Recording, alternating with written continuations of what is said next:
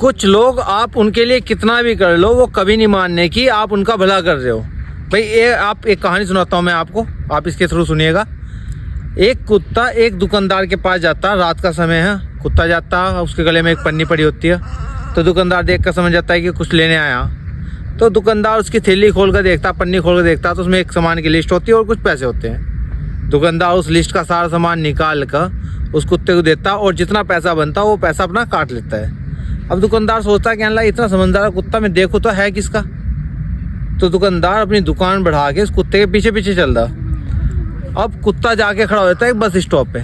5-7 बसें आती हैं चली जाती हैं, पर कुत्ता उनमें नहीं बैठता।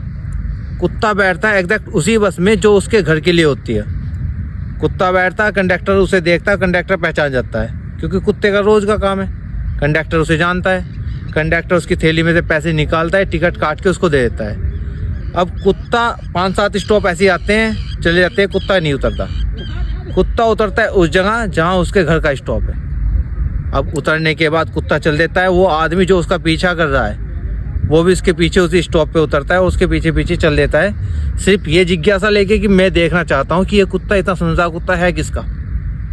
कुत्ता जाता है अपने मालिक के घर पे, जाने के बाद डोर बेल बजाता है। अंदर से एक आदमी आता है हाथ में लकड़ी की छड़ी लेके, बहुत गुस्से में। आते कुत्ते को पीटना शुरू। वो दुकानदार देखता है ये क्या मार रहा है, वो रोकता है आदमी को, कहने लगा यार तुम कितने बेकार आदमी हो, कितने बेवकूफ़ आदमी हो, इतना समझदार कुत्ता है, तुम्हारे घर तक का सामान ये लेके आ रहा है और तुम इसे पीट रहे हो। तब वो मालिक कहता है, कहने लगा ये समझदार है पर क्या इसे इतनी अकल नहीं है कि ये डोर बेल बजा रहा आधी रात को, मेरी नींद खराब कर दी।